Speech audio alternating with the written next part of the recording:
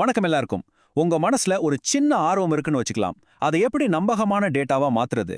அதுக்கு ரொம்ப முக்கியமான ஒரு டூல் தான் கேள்வித்தாள், அதாவது கொஸ்டினர். இன்னைக்கு ஒரு சூப்பரான கேள்வித்தாளை உருவாக்குறது எப்படின்னு அதோட கலையும் அறிவியலையும் நாம முழுசா பார்க்க போறோம். ஆமா, இந்த கேள்வி ரொம்ப முக்கியம். பாருங்க, நம்ம எல்லாருக்குமே ஒரு ஐடியா வரும், இல்லனா ஒரு சந்தேகம் வரும். அத எப்படி ஒரு வெரிஃபை பண்ண யூஸ் பண்ணக்கூடிய தகவலா மாத்துறது, அந்த ஐடியாவுக்கும் அதுக்கான நம்பகமான பதிலுக்கும் நடுவுல இருக்கிற ஒரு பாலம் தான் பக்காவா டிசைன் பண்ண ஒரு கேள்வித்தாள். சரி, நாம இந்த முழு ப்ராசஸையும் ஸ்டெப் பை ஸ்டெப்பா பார்க்கலாம். முதல்ல கேள்வித்தாள்னா என்னன்னு ஆரம்பிச்சு அதுக்கு எப்படி ஒரு ஃபவுண்டேஷன் போடுறது, அப்புறம் கேள்விகளை எப்படி உருவாக்குறது, அதை டெஸ்ட் பண்றது, கடைசியா எப்படி பதில்களை வாங்குறதுன்னு எல்லாத்தையும் நம்ம பார்க்க போறோம். ஓகே, வாங்க முதல் பகுதிக்குள்ள போகலாம். எந்த ஒரு சர்வேயோ இல்ல ஒரு ரிசர்ச்சோ எடுத்துக்கிட்டாலும் அதோட இதயமே இந்த கேள்வித்தாள் தான். அதனால முதல்ல இத சரியா புரிஞ்சுக்கிறது ரொம்ப அவசியம்.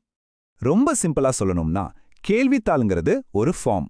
அதுல ஒரு குறிப்பிட்ட நோக்கத்துக்காக கரெக்டான வரிசையில கேள்விகள் இருக்கும். பதில் சொல்றவங்க அவங்களே அதுக்கு பதில் சொல்வாங்க. இது மூலமா நாம தகவல்களை ரொம்ப சிஸ்டமேட்டிக்கா சேகரிக்க முடியும்.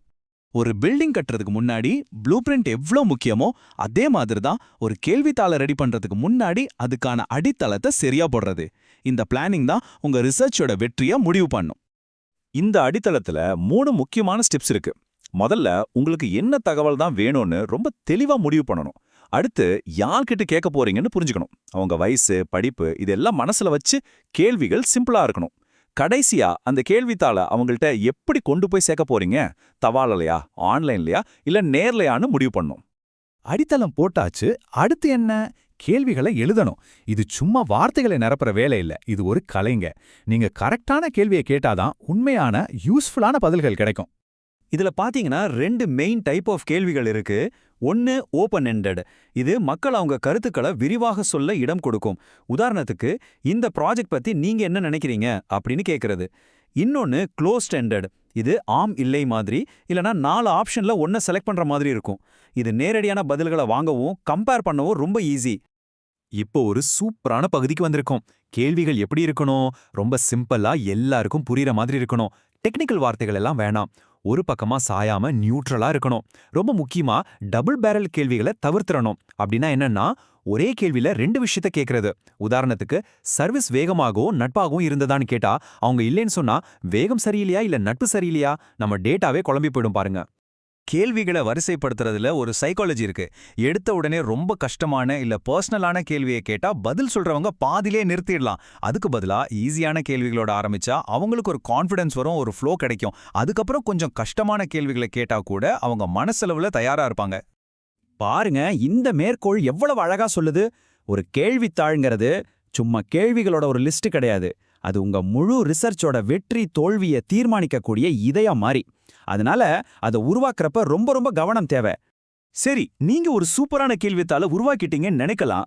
ஆனா அதை நேரடியா யூஸ் பண்றதுக்கு முன்னாடி ஒரு ரொம்ப முக்கியமான ஸ்டெப் இருக்கு. அதுதான் பைலட் டெஸ்ட். சொல்லப்போனா ஒரு வெள்ளோட்டம் பார்க்கறது. பைலட் ஆய்வுன்னா என்ன? அது உங்க கேள்வித்தாளோட ஒரு டெஸ்ட் ரன் மாதிரி. உங்க டார்கெட் ஆடியன்ஸ்ல ஒரு சின்ன குரூப் கிட்ட இதை கொடுத்து, ஏதாவது கேள்வி குழப்பமா இருக்கா, பதில் சொல்ல எவ்வளோ நேரம் ஆகுது, டிசைன் எல்லாம் ஓகேவானு செக் பண்ண இது உதவும். இது பெரிய அளவுல தப்பு நடக்கிறத தடுக்கிற ஒரு சேஃப்டி மெஷர் மாதிரி. இதுல ஒரு நல்ல விஷயம் என்னன்னா, இந்த பைலட் டெஸ்ட் பண்ண உங்களுக்கு நூத்துக்கணக்கான ஆட்கள்லாம் தேவையில்லை.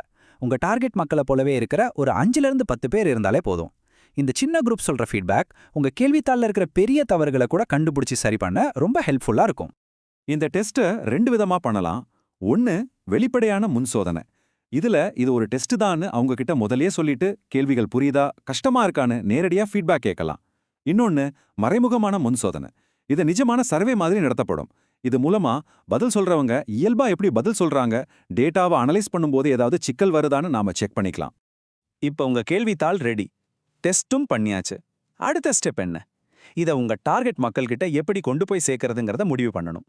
இதையும் நாம ரொம்ப கவனமா தான் தேர்ந்தெடுக்கணும். ஒவ்வொரு முறைக்கும் அதுக்குன்னு சில பிளஸ் மைனஸ் இருக்கு. நேருக்கு நேரா போனா கிட்டத்தட்ட எல்லார்கிட்டேருந்தும் பதில் வாங்கிடலாம், ஆனா செலவு ரொம்ப அதிகமாகும். தபால் அனுப்புனா செலவு கம்மி, ஆனா பதில் வர்ற ரேட் ரொம்ப கம்மியா இருக்கும். ஃபோன்லையும் இன்டர்நெட்லையும் வேகமா பண்ணலாம், ஆனா அது ஃபோன் இல்லாதவங்களையோ இல்ல இன்டர்நெட் இல்லாதவங்களையோ போய் சேராது. அப்போ இதுல இருந்து என்ன தெரியுது? உங்க ஆய்வோட நோக்கம், உங்க பட்ஜெட், உங்ககிட்ட இருக்கிற டைம், இதையெல்லாம் பொறுத்து சரியான முறையை நீங்க தேர்ந்தெடுக்கிறது ரொம்ப ரொம்ப முக்கியம். இது உங்க ஆய்வோட ரிசல்ட்ல ஒரு பெரிய தாக்கத்தை ஏற்படுத்தும். சரி, நாம இந்த விளக்கத்தோட கடைசி பகுதிக்கு வந்தாச்சு. இதுவரைக்கும் நாம பார்த்ததுல இருந்து நீங்க தெரிஞ்சுக்க வேண்டிய முக்கியமான பாயிண்ட்ஸ் இப்போ ஒரு தடவை வேகமா பார்த்துடலாம். ஒரு பர்ஃபெக்டான கருவியை உருவாக்குற மாதிரி இந்த 4 ஸ்டெப்ஸை ஞாபகம் வச்சுக்கோங்க. முதல்ல ப்ளூ பிரிண்ட், அதாவது தெளிவான பிளான். அடுத்து பில்டிங், அதாவது சிம்பிளான நியூட்ரலான கேள்விகள். அதுக்கப்புறம் டெஸ்டிங், அதாவது பைலட் ஸ்டடி. கடைசியா டெலிவரி, அதாவது சரியான முறை. இதெல்லாம் சரியா செஞ்சீங்கன்னா உங்க கையில ஒரு பவர்ஃபுல்லான டேட்டா சேகரிக்கிற டூல் ரெடியா இருக்கும். இப்ப இந்த ப்ளூ பிரிண்ட் உங்ககிட்ட இருக்கு. ஒருவேளை உங்க வேலை, படிப்பு இல்ல உங்க பர்சனல் ஆர்வத்தை பத்தி நீங்க தெரிஞ்சுக்கணும்னு நினைக்கிற அந்த ஒரு முக்கியமான கேள்வி என்ன, அதை பத்தி யோசிங்க. ஏன்னா சும்மா கேள்வி கேட்கறதுல இல்ல, சரியா கேள்வி கேட்கறதுல தான் உண்மையான பவர் இருக்கு. நன்றி.